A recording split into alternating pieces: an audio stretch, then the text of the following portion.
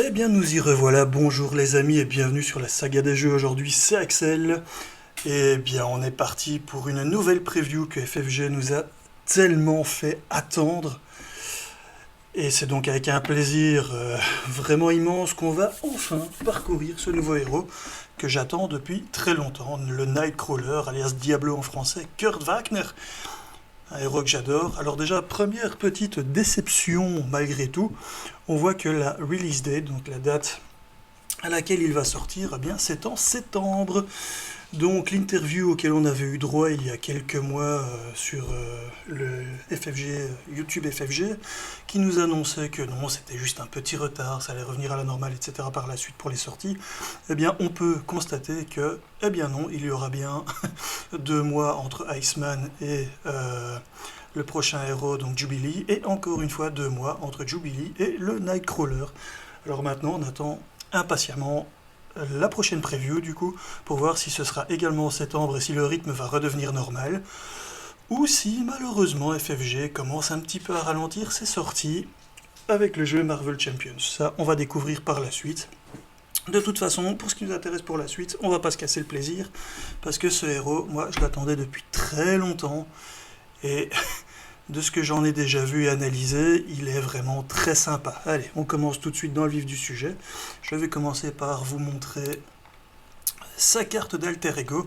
Donc Kurt Wagner, 3 de rec, qui est peu. C'est un mutant, donc de nouveau le trait mutant très intéressant avec tout ce qui est sorti en mutant X-Men, X-Force dernièrement. Et son action, cherchez dans votre deck une copie de BAMF, qu'on va voir plus tard ce que c'est, et ajoutez-le à votre main, limite d'une fois par round. Donc on voit que déjà on va commencer, plus ou moins si on veut, avec cette carte en main, ce qui est toujours agréable. Il a une taille de main à 2,6, ce qui est classique, et par contre il a des hit points, donc des points de vie de 9, ce qui, avec sa règle de 3, le range dans les personnages un petit peu en carton sucre, hein, ou en sucre, vous avez compris, bref, pas très solide. Mais c'est légèrement compensé par une de ses compétences, on va voir ça plus tard. Alors, on passe ensuite à sa carte de héros, donc le Nightcrawler. 2 de contre, 1 d'attaque, 3 de défense. Je pense que c'est la première fois qu'on voit de telles stats. En fait, on les avait déjà vus avec un héros, mais où il fallait évoluer avant, Ironheart. Ici, c'est natif, donc 2 de contre, 3 de défense. Ça en fait un personnage, pas contrôle au sens où on l'entend avec les stuns et ce genre de choses avec les cartes d'état, mais qui va pouvoir bien contrer, donc en solo c'est sympa, et bien se défendre. Alors, comme pouvoir, rapide téléportation, action, dépenser une ressource de n'importe quel type et retourner une copie de BAMF, donc ça on va aller voir tout de suite, de votre discard pile dans votre main. Alors déjà, ça me ramène à la carte précédente, petit détail que j'ai oublié de signaler. Évidemment, on ne peut aller chercher la carte que dans son deck. Ce qui signifie que si les 3, oui je dis bien 3, vous allez savoir pourquoi tout de suite après, les 3 cartes de BAMF sont déjà sorties du deck, eh bien l'action ici, la capa, ne sert malheureusement plus à rien si vous devez repasser en alter ego. Alors, donc on étège, donc on peut aller rechercher une copie de BAMF dans sa discard pile, dans sa défausse, et la reprendre en main. Donc en gros c'est un petit peu comme si toutes les cartes que l'on pioche étaient des BAMF, quelque part, puisque d'entrée de jeu on va pouvoir aller en chercher un avec l'alter ego, et ensuite, bien systématiquement il y en aura un dans la défausse. Maintenant le seul moment où on pourrait ne plus en avoir dans la défausse, c'est quand on remélange le deck, si on a mal calculer son coût et qu'ils étaient tous les 3 dans la défausse à ce moment-là, eh bien c'est là que l'action de nouveau de Kurt Wagner devient intéressant, puisqu'il permettra d'aller en rechercher un et de recommencer. Donc cette carte-là, on l'aura toujours sous la main, quoi qu'il arrive, pour pouvoir utiliser la mécanique du Nightcrawler, alias Diablo en français. Alors maintenant on va regarder ce que c'est que le BAMF. BAMF, c'est donc une amélioration qui coûte 0, qu'on peut attacher à un ennemi, maximum de 1 par ennemi. Interruption de héros, défense. Quand l'ennemi attaché attaque, défaussez cette carte et déclarez donc Diablo comme étant défenseur, mais sans devoir, évidemment, l'incliner. Ce qui, avec sa défense de 3, en fait un super bon héros pour défendre en solo ou en duo, voire même plus, mais en tout cas c'est en duo à mon avis qu'il va faire vraiment des étincelles de ce côté-là, puisqu'il va pouvoir utiliser son bump une première fois et ensuite s'incliner pour la deuxième défense. Donc ça fait quand même 6 de dégâts en moins par tour, voire plus si on a boosté sa défense. Déjà de base, c'est assez excellent. On remarque aussi un petit détail, c'est que ici on a une icône de force, donc de points, hein, comme icône de ressources. Et bien de toutes les cartes qui ont été présentées actuellement, c'est la seule carte qui a cette icône, toutes les autres ont des icônes énergie. Ça peut avoir un certain intérêt, on va voir ça plus tard. Maintenant, je vais passer sur la petite liste que j'aime bien faire d'habitude. Hop. Voilà, donc on va aller voir les cartes plus tard, mais on voit qu'on a les 4 premières cartes de son set qui n'ont pas été dévoilées. On ne sait donc pas s'il a un allié signature ou pas. On voit que la première carte à avoir été dévoilée est le BAMF, qui a le numéro d'impression 6, et qui est 5e sur la liste des 15 cartes du set de Diablo, c'est une amélioration. Et la carte suivante, c'est Port and Punch, qui est un événement. Donc on sait déjà que cette carte qui est très importante, le BAMF, on l'a en 3 exemplaires.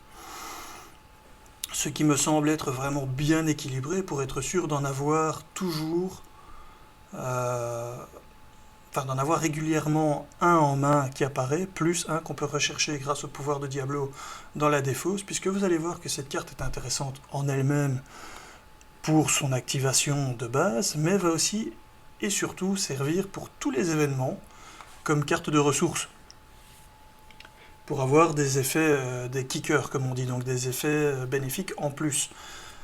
Donc on voit après qu'on a 2 Port and Punch, on a un Teleport Drop, donc les Port and Punch ce sont des attaques multiples, le Teleport Drop c'est une grosse attaque, Scout Ahead, ah non pardon, Port Away c'est la grosse attaque, les Scout Ahead ça va être du contre, je ne sais plus, on va aller voir. Enfin, en gros, tout ça ici, ce sont des événements. Par contre, ce qui est intéressant de voir, c'est qu'on va avoir une carte de protection, un allié, Rogue, qui a le numéro d'impression 12. Donc, ça nous permet de savoir qu'on a effectivement 2 Tally-Ho. Maintenant, on va vite, on reviendra à la liste après, mais on va vite aller...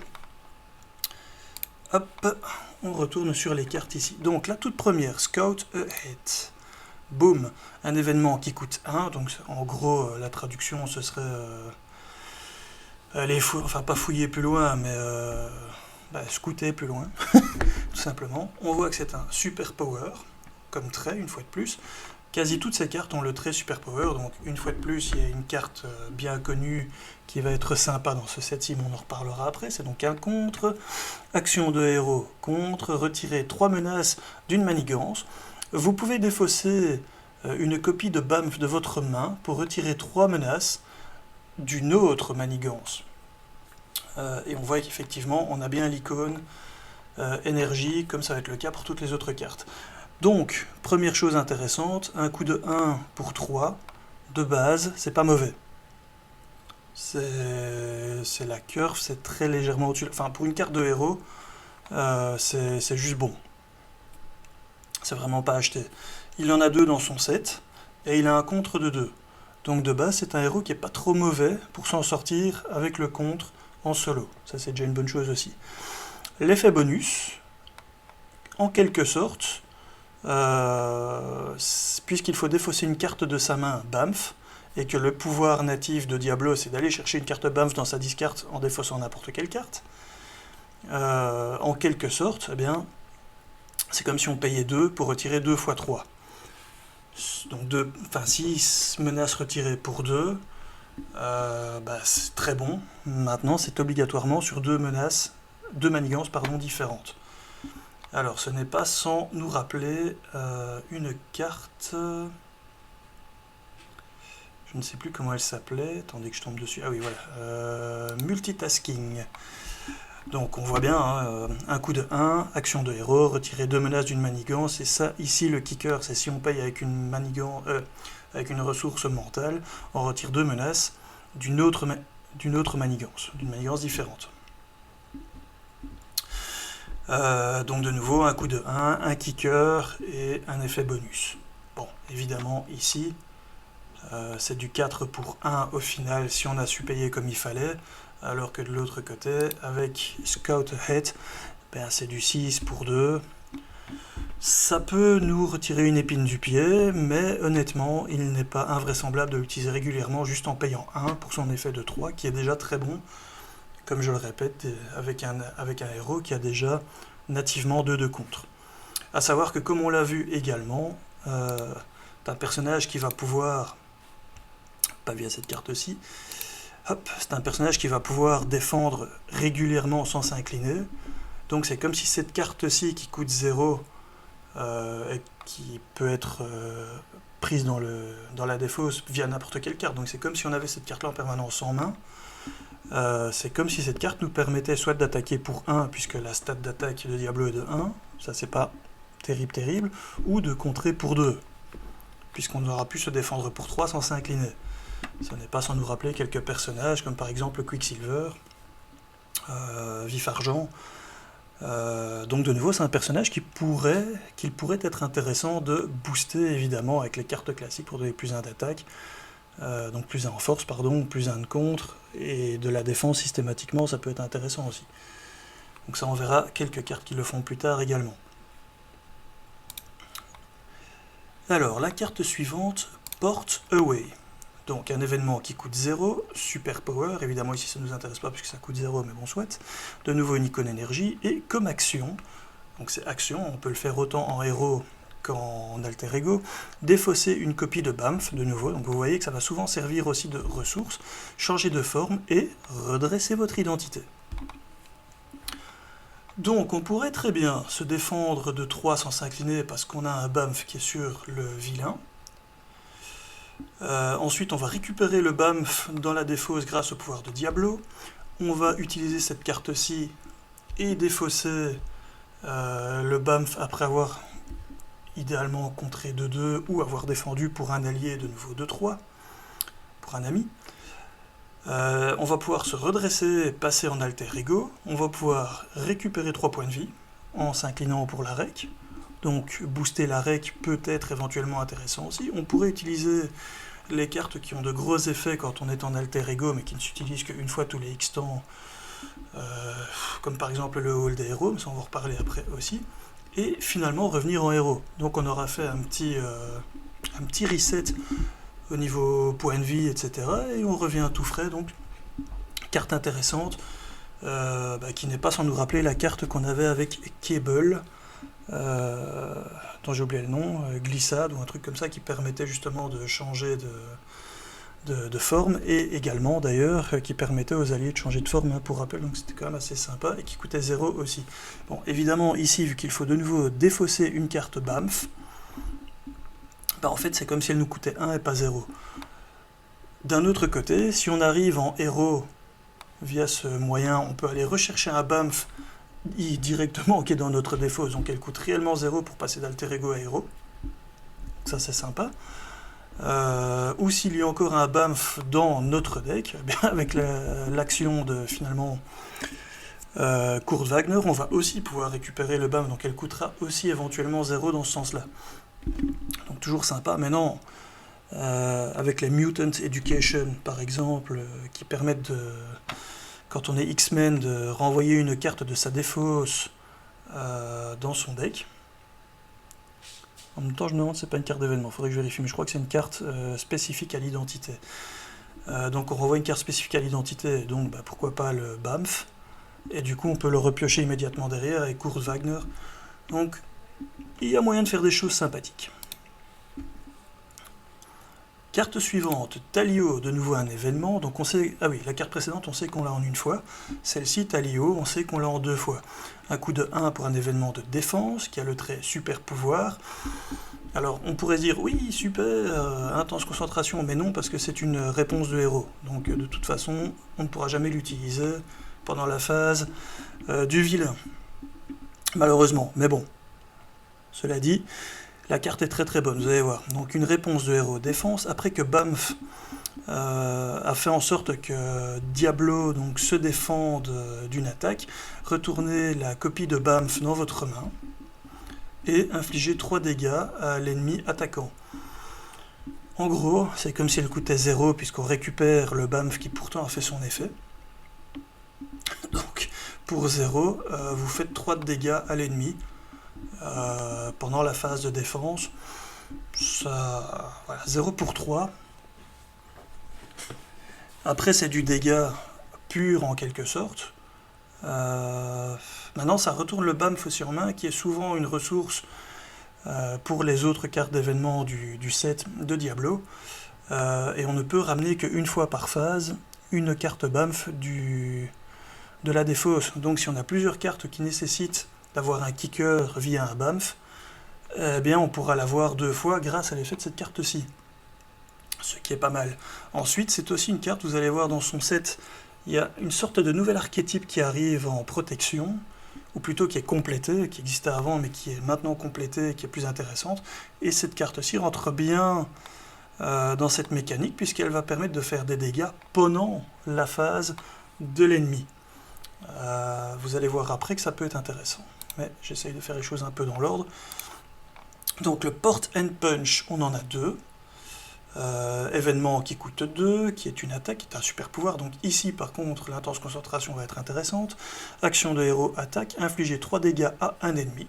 Donc déjà 2 pour 3, c'est exactement comme la carte Haymaker qu'on avait dans la boîte de base, qui est pas mauvaise, mais c'est loin d'être bon, on va dire ça comme ça. C'est vraiment la carte sur laquelle on se base pour voir si une carte grise d'attaque est bonne ou pas. Sauf qu'on va faire 3 de dégâts sur chaque ennemi qui a un Bamf attaché.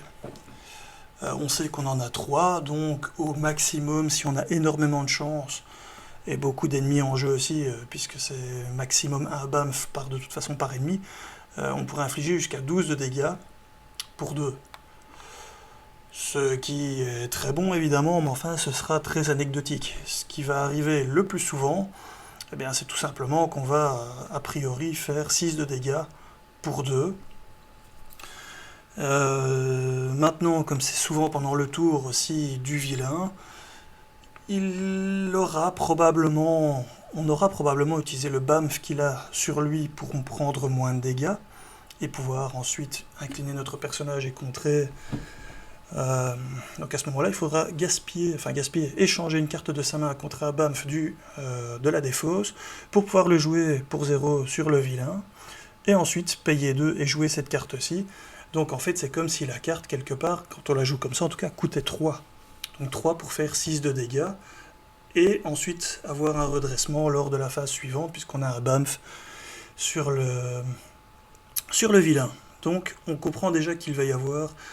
La mécanique est assez simple, mais les choix qu'on va devoir faire quant à l'usage ou non des cartes Bamf comme ressources ou pour leur pouvoir natif va souvent brûler des neurones pour voir ce qui est le mieux. Par exemple, si on pioche notre taille de main et qu'on a cette carte-ci en main, est-ce qu'on va, ou si on en a 2 surtout, est-ce qu'on va réellement vouloir se défendre et ne pas s'incliner, ou est-ce qu'on se dit bah non, je vais plutôt m'incliner, comme ça je laisse le Bamf sur lui, comme ça je ne payerai que 2, je lui ferai déjà 6 de dégâts, et ensuite je pourrais peut-être utiliser une autre carte qui nécessite le Bamf qui est sur le vilain comme coup, et ensuite pouvoir aller le rechercher dans la défausse et le rejouer et ainsi de suite. Donc c'est voilà, plein de shenanigans assez intéressants qu'il va falloir trouver. Alors, petite parenthèse intéressante que je vais essayer de faire tout de suite si je retrouve facilement la carte. Enfin, une des cartes en tout cas, voici. Warrior Skill qui permet en interruption quand un héros attaque de retirer un compteur et que l'attaque inflige un dégât additionnel. Bon, il y a d'autres cartes qui font la même chose, on ira voir ça après. Mais on comprend bien ici que du coup, au lieu de faire 3 et 3, on va faire 4 et 4. Si on a encore une attaque en plus, ce sera... Au lieu de faire 3, 3 et 3, ce sera 4, 4 et 4. Donc tout de suite, Le fait d'avoir des multi-attaques ou même des multi-contres, comme on a vu précédemment avec le Scout Ahead, va permettre d'utiliser ces cartes telles que Warrior Skill qui vont booster ces événements et en augmenter incroyablement l'efficacité. Alors, on va passer à la carte suivante, le Teleport Drop. Donc, ça c'est sa carte, sa grosse attaque. Donc il n'y en a malheureusement aucune dans son set. En même temps, plus qu'une, ça aurait été vraiment cheaté, comme diraient certains. Donc un événement qui coûte 2, qui a le trait attaque et super power. Donc de nouveau, ici, intense concentration peut être intéressant. Encore une fois, une énergie, hein, comme j'avais dit au début. Donc il n'y a que des cartes énergie dans ces événements. Action de héros, attaque. Défausser une copie de Bamf de l'ennemi. Donc cette fois-ci, il faut que ce soit sur lui et pas dans la main. Infliger 8 de dommages à cet ennemi et sonnez-le. A savoir que si c'est un ennemi qu'on peut sonner, parce qu'évidemment hein, avec les robustes ou solides, mais surtout robuste qui va être embêtant, on ne pourra pas le sonner. À ce moment-là, la carte perd un petit peu d'intérêt, puisqu'en gros, comme on doit défausser la carte Bamf qui est sur l'ennemi, c'est un petit peu comme si on devait payer 3, de nouveau, pour faire 8 de dégâts. 3 pour 8, ce n'est pas sans nous rappeler, évidemment, cette petite carte-ci, qui est un petit peu la carte de base des héros pour connaître le bon coup, le rapport coût-stat que peut avoir une bonne carte d'attaque de héros. Eh bien 3 pour 8 c'est vraiment la base. En général on descend à 3 pour 7 avec des pouvoirs, 3 pour 6 avec des meilleurs pouvoirs, ainsi de suite. Voilà, et bien ici on se retrouve en quelque sorte avec un 3 pour 8 mais qui sonne. Inconvénient, au lieu d'en avoir 3 dans le set, on n'en a qu'une. L'un dans l'autre, cette carte, je la trouve, est monstrueuse. Et surtout, donc, si c'est un ennemi qu'on peut sonner, eh bien, on se moque un petit peu du fait de ne pas avoir de Bamf sur le vilain, puisque de toute façon, il n'attaquera pas au prochain tour. On n'aura normalement pas besoin de se défendre, puisqu'il sera sonné et défaussera sa carte d'état à la place. Tout simplement. J'en profite aussi pour faire un petit parallèle, puisque je vois ici que j'avais sorti les cartes. Donc si on regarde le Port and Punch, ce n'est pas sans nous rappeler évidemment le Ricochet Beam, où on fait 3 de dégâts à un ennemi, et ensuite 3 de dégâts à un ennemi qui a un upgrade attaché. Voilà, ça ressemble fort, c'est le même coup. Pour moi, il y a un parallèle qui est plus qu'évident. Et ensuite, sa carte de défense n'est pas sans nous rappeler le Force Field Projection de Nova, qui, bon évidemment celle-ci est plus forte puisque c'est quand un ami, un personnage ami est attaqué, on peut annuler les 3 dégâts, et si on a payé qu'une ressource wild, libre, faire 3 dégâts en retour.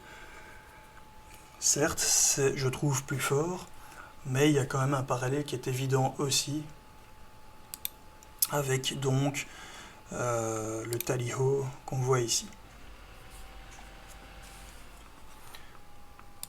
Alors, carte suivante. Ah ben, après ça, on arrive déjà dans les cartes, les nouvelles cartes d'aspect protection. Donc déjà, premier avis, avant d'aller voir les cartes de protection que je pourrais donner, bien c'est un personnage qui m'a l'air bien équilibré, parce que 2 de contre, 3 de défense, avec la possibilité de ne pas devoir s'incliner pour défendre, ce qui veut dire qu'on pourrait utiliser plusieurs de ses stats lors d'un même tour régulièrement, c'est très bon. Le fait, grâce à la capa de Kurt Wagner, de pouvoir aller chercher un Bamf, qui est quand même une carte importante dans son set, dès le départ, et ensuite de pouvoir la recycler en permanence, comme si n'importe quelle carte dans notre main en était un, eh bien ça rend vraiment la lecture et l'utilisation, quelque part, de cette mécanique simple, même si les choix ne seront, eux, pas simples quant à l'utilisation du Bamf comme ressource ou pour sa compétence native, comme j'ai déjà expliqué plus tôt. Un personnage aussi qui va, à mon avis, bon, déjà être très bon en protection, puisque en défense parfaite, il va être vraiment bon. Dans l'aspect qui est revisité ici en protection, vous allez voir qu'il peut être très sympa aussi.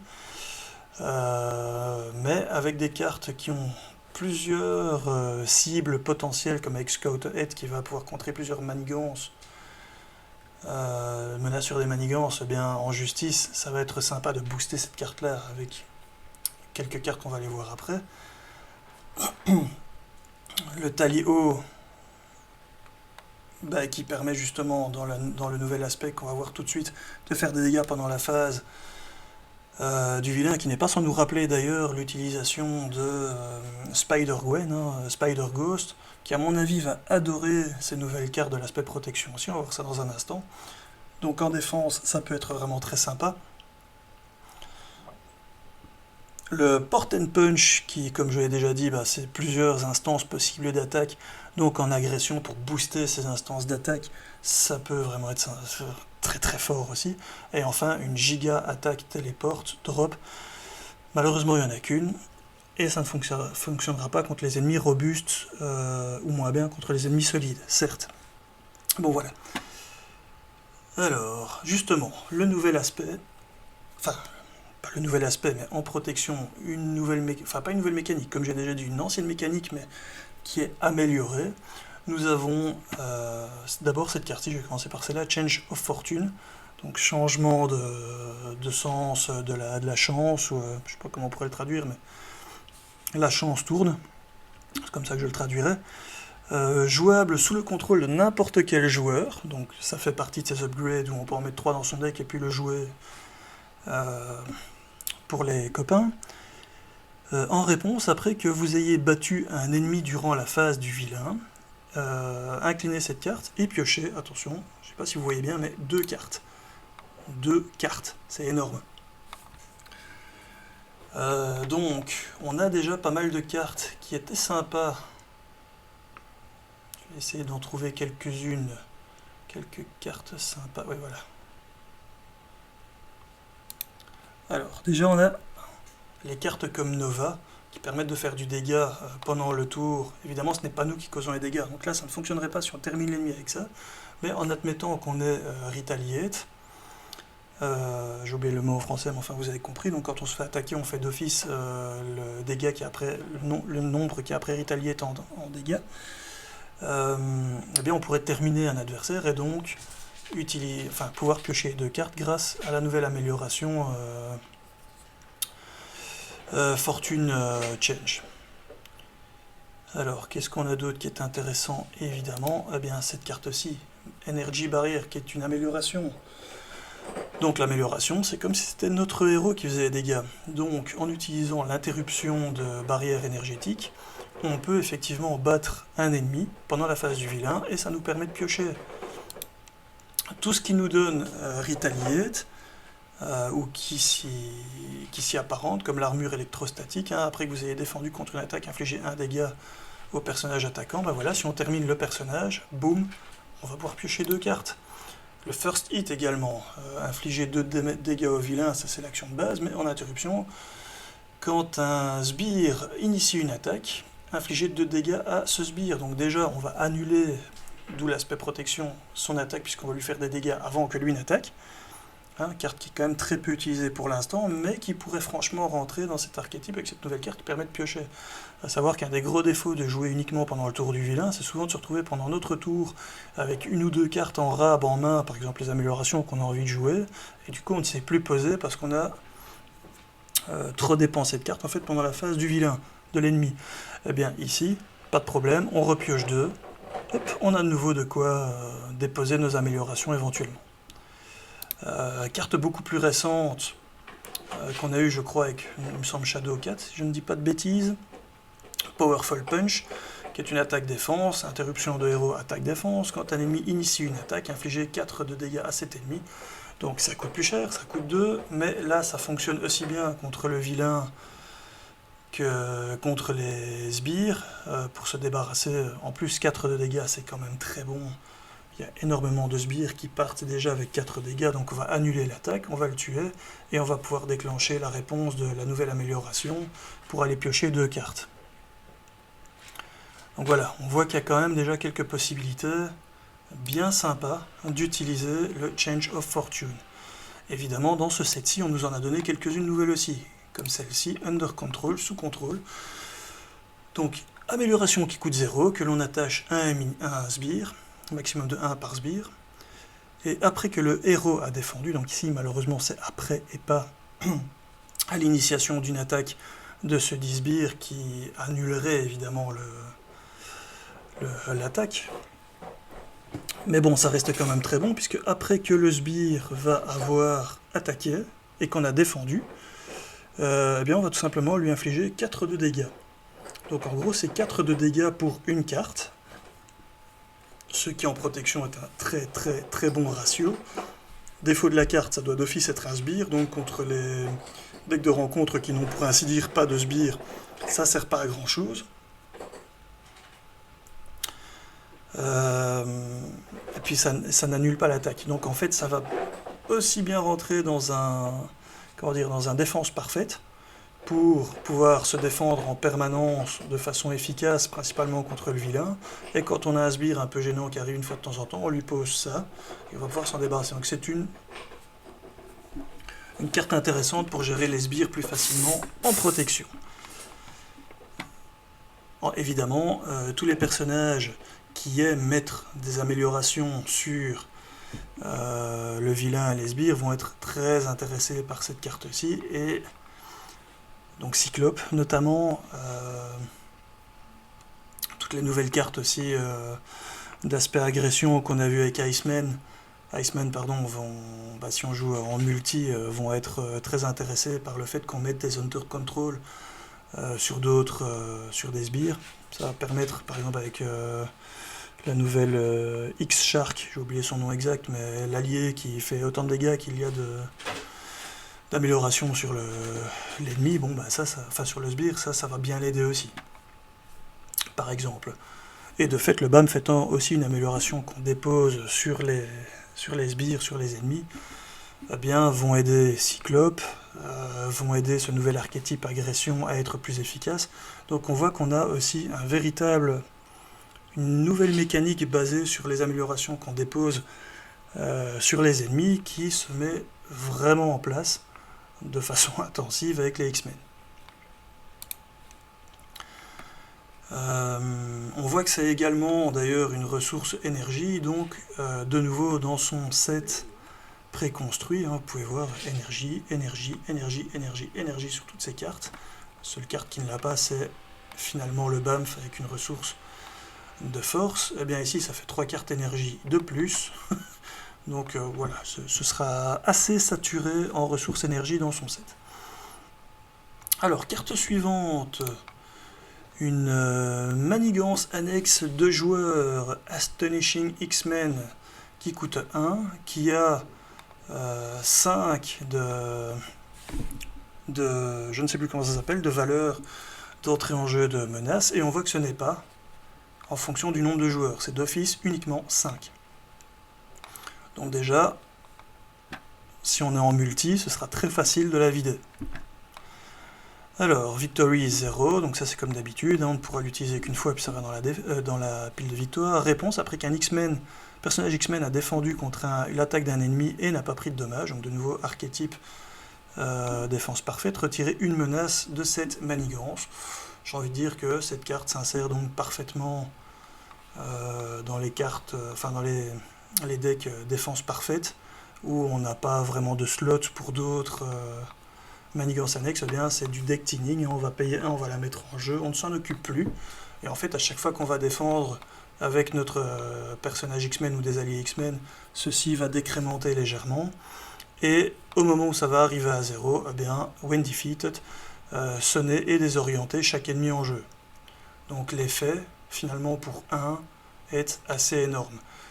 Effet qu'on peut évidemment accélérer si on a envie en utilisant du contre de base ou un événement de contre, n'importe quel moyen de contre, directement dessus. Si on se retrouve avec 10 ennemis en jeu en une fois, c'est peut-être le moment de le craquer pour se donner de l'air plutôt que d'attendre que ça se fasse nativement. Mais dans une défense parfaite, on peut aussi bêtement la jouer, la laisser se vider toute seule. C'est voilà, une forme de deck thinning qui aura un avantage à rebours. Alors, nouvel allié, intéressant, Rogue, en protection, un coup de 4, donc ça on sait qu'on n'aime pas trop, c'est un peu cher, 2 de contre, 2 d'attaque, 3 points de vie, X-Men, donc déjà plein de bonnes choses. Si ce n'est que récemment, tous les alliés qu'on a reçus et qui coûtaient aussi cher, très souvent avaient des moyens de mitiger les dégâts consécutifs, conséquentiels qu'ils se donnaient. Ici, ce n'est pas le cas, même au contraire, puisque son action, ça va être de deal un dégât à un personnage, un caractère allié. Donc c'est alloué, hein, un dégât. Donc, pour rappel, ça fait partie du coup, ça doit être fait, mais ce n'est pas le personnage take one damage, prend un dégât. Donc on peut annuler le dégât d'une manière ou d'une autre qui a été distribué. Donc c'est aussi une manière, par exemple, d'utiliser énergie barrière au moment opportun où on en aurait le plus besoin, pour faire un ping de 1 quelque part, ou autre. Voilà. Par exemple aussi avec le héros She-Hulk, si on a justement la carte Gamma Slam en main, qu'on sait la jouer et qu'on a envie à ce moment-là d'optimiser encore plus les dégâts, eh bien on peut s'infliger un dégât grâce à cet effet. Et on va voir qu'en plus dans ce cas-ci, until the end of the round, jusqu'à la fin du round, Rogue, donc le personnage ici, gagne chaque trait du personnage à qui on a infligé un dégât, et va aussi augmenter ses compétences, donc son contre et son attaque, avec les compétences du matching powers, donc de la compétence adéquate, hein, donc avec la force du personnage ou avec le contre du personnage, limité à une fois par round. Et attention, chose intéressante, c'est bien le printed thwart or attack, non pas or and attack, du personnage. Donc admettons qu'on ait un personnage comme qui peut booster méchamment sa force, comme par exemple Drax, ben ça ne fonctionnera pas, ce sera sa valeur imprimée qui va augmenter le contre ou l'attaque de Rogue. Donc c'est pas très intéressant dans ce cas-là. Par contre dans le cas de She-Hulk, comme j'avais dit précédemment, c'est quand même 3 d'attaque qu'on va venir ajouter, donc elle va nous faire une attaque pour 5, au coût de 1 point de dégâts sur She-Hulk, mais qui, si on en a envie à ce moment-là, va pouvoir booster justement son Gamma Slam. Donc voilà, c'est une interaction possible avec Rogue qui est sympa. Autre interaction et qui est fournie dans le pack immédiatement, qu'on va voir tout de suite. Gambit, allié neutre, qui coûte 3. Alors contre de X, bizarre, attaque de X, étrange, 3 points de vie, voleur, X-Men, et X est le nombre de boosts, d'icônes de boost sur la carte en dessous de Gambit. Ah, comment est-ce qu'on obtient cette carte? Réponse, après que Gambit entre en jeu, regardez les 3 cartes du deck de rencontre, du haut du deck de rencontre, et tuck, donc coincé, en une en dessous de lui, avec juste les icônes de boost face visible. Donc en gros, ce sont les icônes de boost qu'on aura visibles ici en dessous ou ici en dessous, qui seront son contre et son attaque. Mais donc, de par l'effet du writing, je ne sais plus comment on dit en français, mais vu comment c'est écrit, eh bien, avec notre cher Malicia, alias Rogue en anglais, c'est bien le print thwart or attack qui est X, et où X sera égal à ce qui est en dessous de Gambit. Donc si on réussit à avoir une des cartes qui a 3 icônes de ressources, voire 4, il y en a très peu, mais il y en a quand même, on se retrouve avec un personnage qui est 3-3 avec 3 points de vie, et qui peut éventuellement faire bénéficier son contre ou son attaque à Rogue. Bon, maintenant je vous avoue que, à moins d'attaquer le vilain, et que le vilain est retaliate, ce qui fait que les deux prendraient un dégât de retaliate supplémentaire, pour l'instant je vois pas encore trop l'intérêt, mais justement mettez dans les commentaires, parce que j'ai pas encore réfléchi à tout ça non plus, quels pourraient être d'autres shenanigans intéressants, donc combos intéressantes qui pourraient être utilisés avec Rogue. Nous voyons ensuite que nous allons de nouveau recevoir ce pack avec donc un set annexe de rencontres, le gang fou de Crazy Gang, avec une manigance annexe qui rentre en jeu. Donc déjà on voit qu'on a 6 cartes et on voit qu'on a 1, 2, 3, 4, 5 personnages dessus et une manigance annexe. Donc selon moi on va avoir 5 sbires plus cette manigance annexe-ci. Alors après qu'un élite, qu'un sbire non élite contre un joueur, manigance contre un joueur, infliger ce sbire à ce joueur face cachée comme carte de rencontre. Puis, s'il y a plus d'un joueur dans la partie, passer cette carte de rencontre au joueur suivant. Donc en gros, je l'avais, il a contré contre moi. Il se transforme en carte de rencontre que je vais avoir pendant la phase prochaine du vilain, et si on est à plusieurs, on passe au suivant. Alors, évidemment, déjà, ça va protéger le sbire pendant la phase des joueurs. On ne pourra pas l'attaquer, on ne pourra pas lui faire de dégâts, donc il faudrait avoir des réponses pendant la phase du vilain pour pouvoir l'attaquer à ce moment-là, s'il fait ça à chaque tour et qu'il va se cacher à chaque fois pendant la phase des joueurs. Ça, c'est une première chose. Deuxième chose,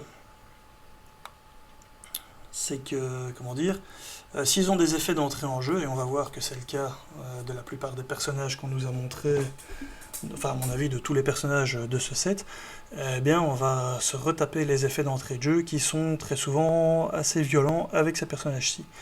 Et ensuite, une petite icône d'accélération, pourquoi pas, hein, ça fait toujours plaisir. Et enfin, 2 menaces par joueur pour s'en débarrasser, ça ma foi c'est pas trop violent.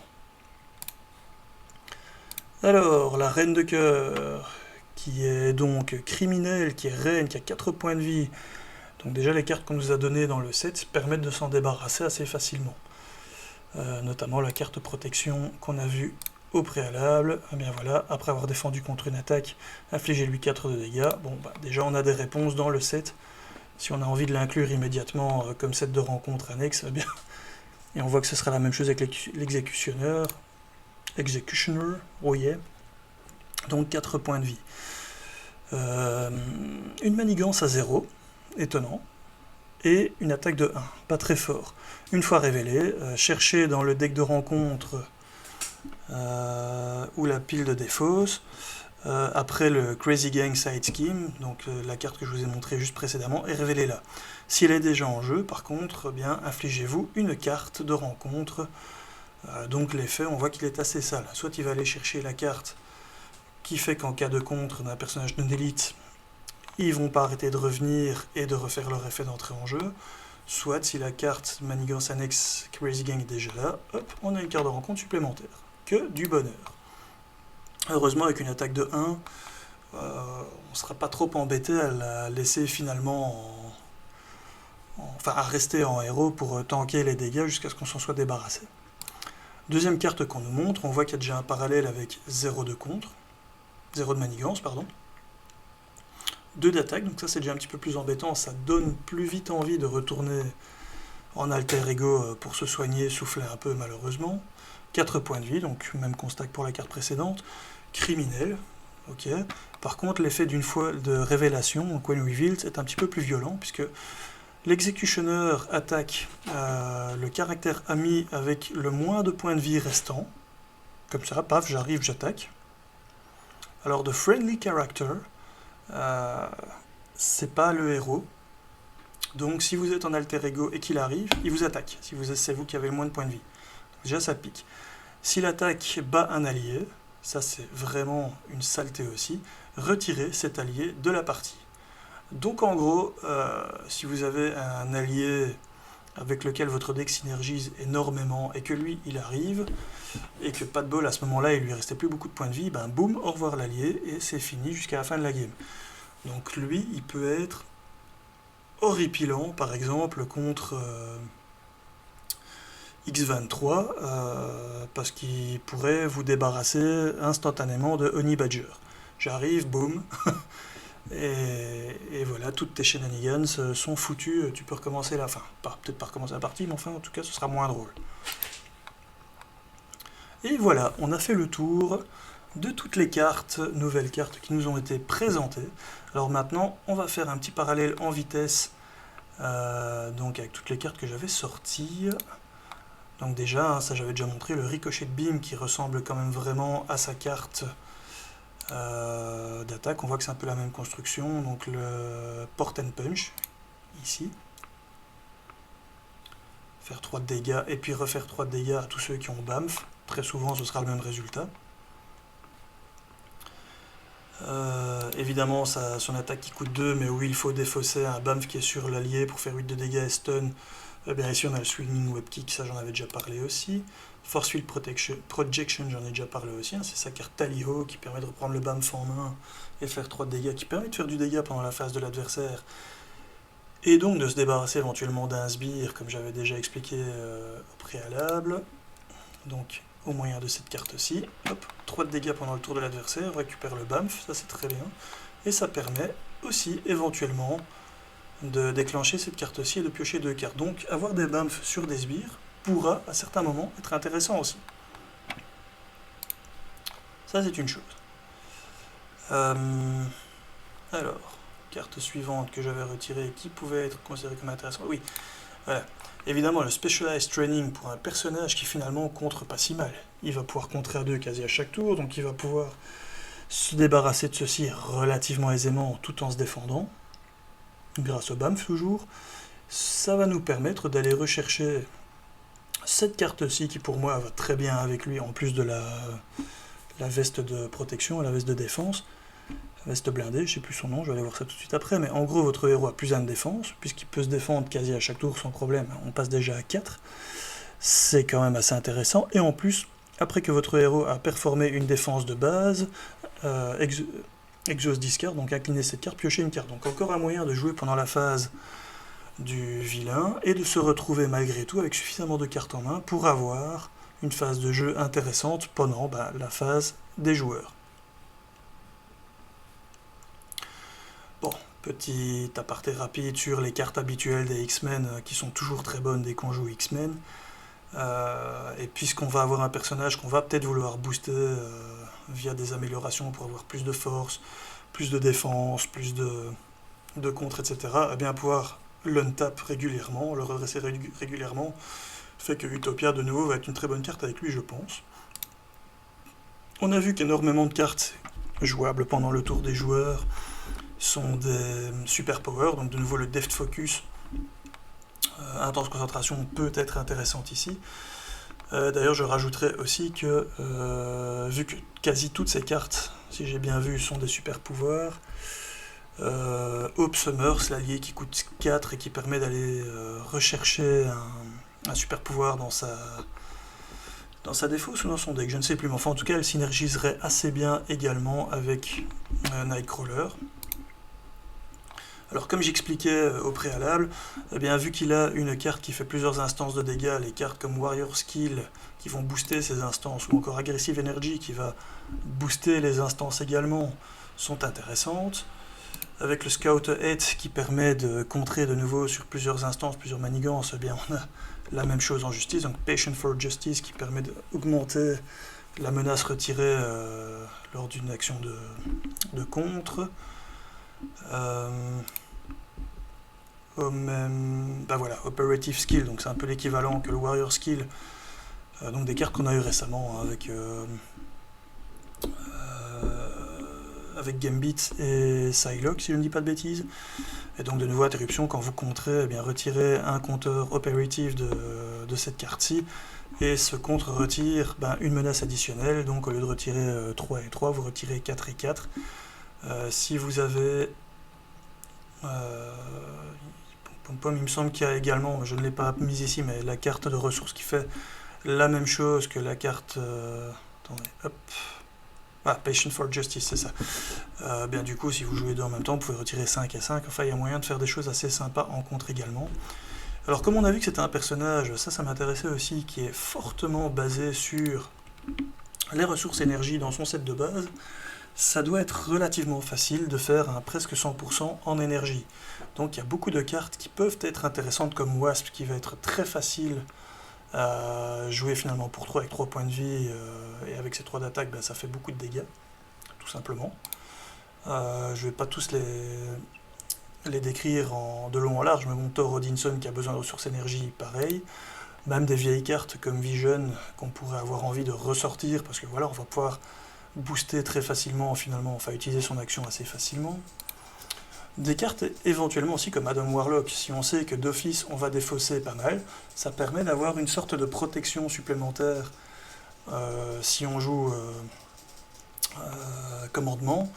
Et comme on a un personnage qui se défend déjà très bien de base, ça va permettre de tanker sur le personnage, d'avoir un maximum d'alliés sur table, qui ne, pour ainsi dire, défendront jamais, et donc justement d'essayer d'optimiser, d'avoir le plus d'alliés possible sur table, de les utiliser via des cartes également comme, je sais plus comment elle s'appelle, un petit trou de mémoire.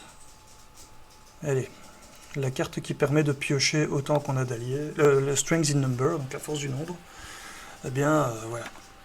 Et donc lui, justement, il rentrera un peu dans cet archétype également, puisque la ressource énergie, quand on défausse une carte de sa main, permet de soigner 3 points de dégâts d'une identité, donc déjà en multi, ça peut être vraiment sympa aussi pour finalement soigner tout le monde. Très sympa. Et ça nous permet aussi de tenir encore mieux, puisqu'on va d'office tanker de 3 partout, plus se soigner de 3. Voilà, on est quasi déjà full vie, et donc on peut laisser nos alliés tranquilles pour utiliser leur capa propre. Ensuite on a évidemment Captain Marvel, ça c'est une des premières auxquelles j'ai pensé, puisque c'est assez aléatoire de réussir à avoir ses effets, mais quand on réussit à avoir ses effets, eh bien c'est éminemment puissant, puisque après que Captain Marvel entre en jeu, défaussez 4 cartes du haut de votre deck. Si vous avez défaussé une ressource imprimée énergie, faites 3 dégâts à un ennemi. Si vous avez défaussé plus qu'une ressource imprimée énergie, sonnez cet ennemi également. Donc là on a un allié 2, 3, 4 points de vie qui rentrent en jeu, qui à coup sûr va faire 3 de dégâts à un ennemi et le stun. J'ai l'impression qu'elle va subitement être un petit peu plus jouée, notamment dans le set de Diablo.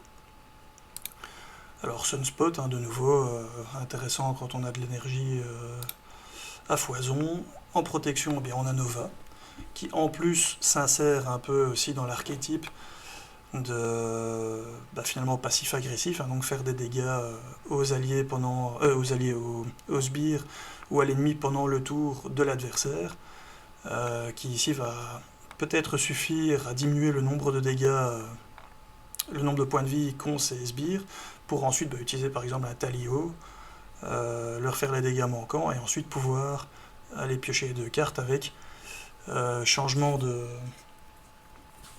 chance, change, enfin je sais plus comment ça s'appelle.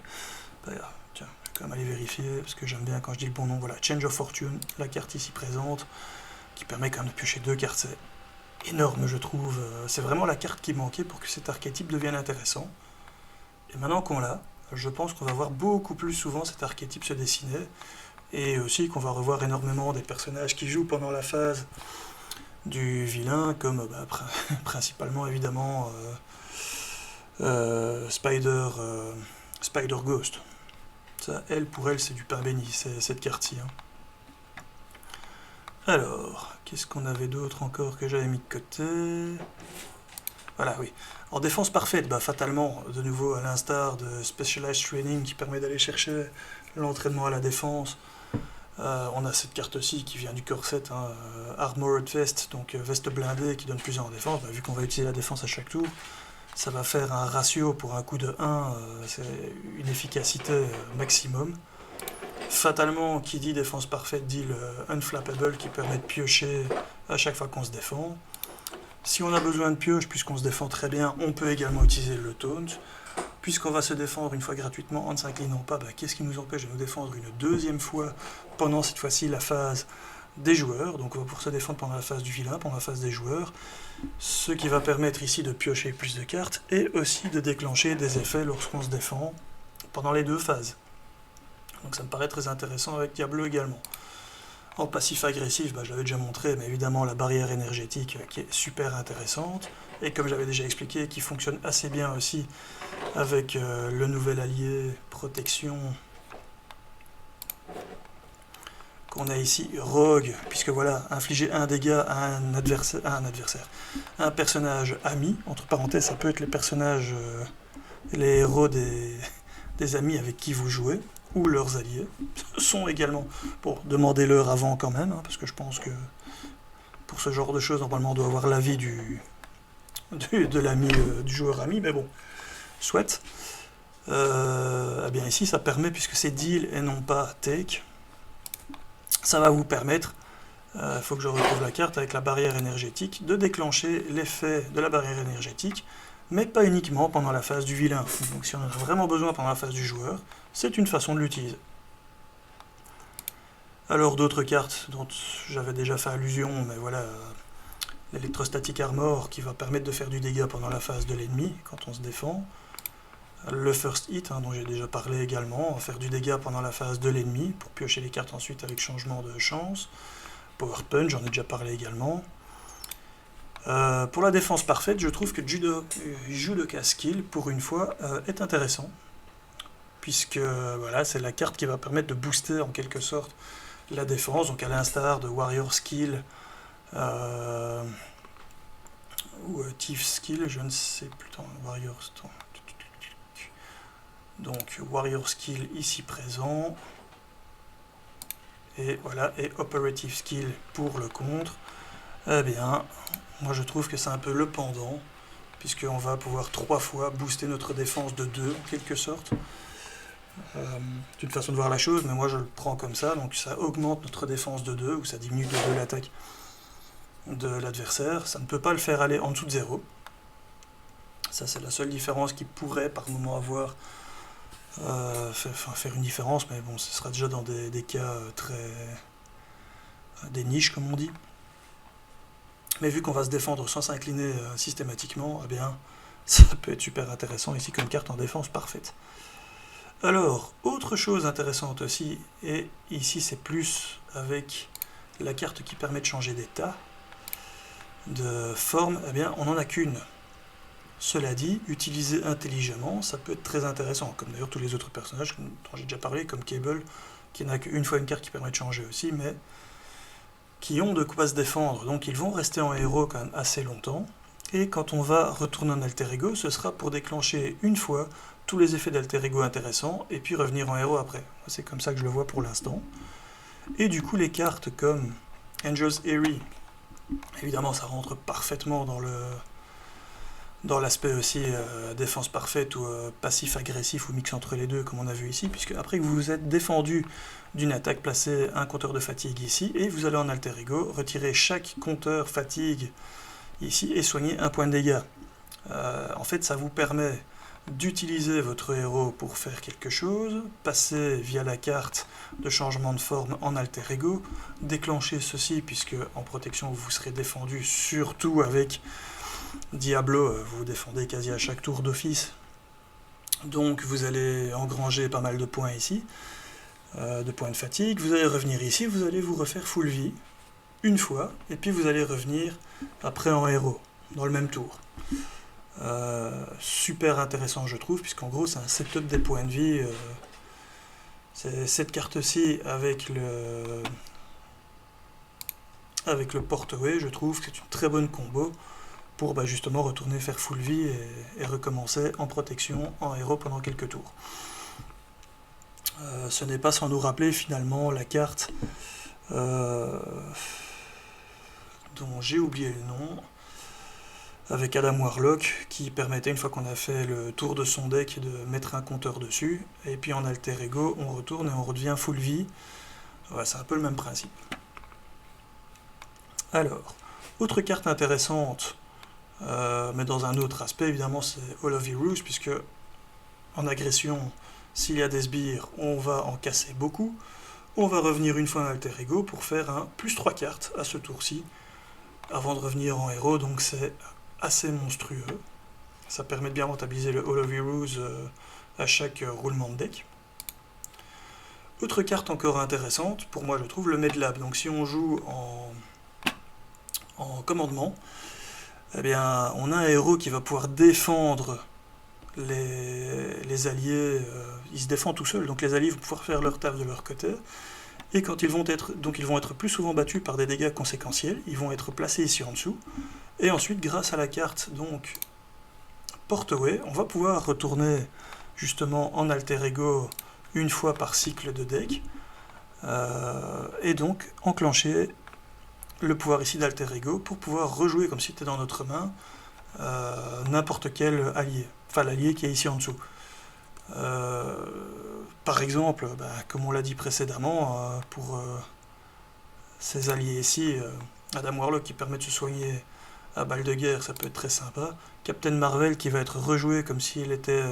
non, c'est même pas nécessaire quand elle entre en jeu, mais qui va refaire ses effets de stun et de dégâts, enfin c'est assez monstrueux. Donc voilà. Et bien voilà, avec ça, j'ai fait le tour de ce personnage. Je suis hyper hypé, c'est déjà un de mes personnages favoris des films, déjà. Dans la nouvelle série X-Men 97 qui vient de sortir, je trouve que les animations autour de ce personnage, quand on le voit se battre, se téléporter d'un coin à l'autre de la pièce pour se battre contre 10 ennemis d'affilée, c'est vraiment... ça me vend du rêve. S'il y a un pouvoir en particulier que je voudrais avoir, et évidemment maîtriser pour pas atterrir dans un mur, mais ce serait bien ce pouvoir-là, je trouve ça assez génial de pouvoir se balader comme ça. Je sais pas si vous avez déjà vu le film Sliders, mais déjà à l'époque ça me vendait énormément de rêves, malgré les mauvaises critiques qu'il a eues.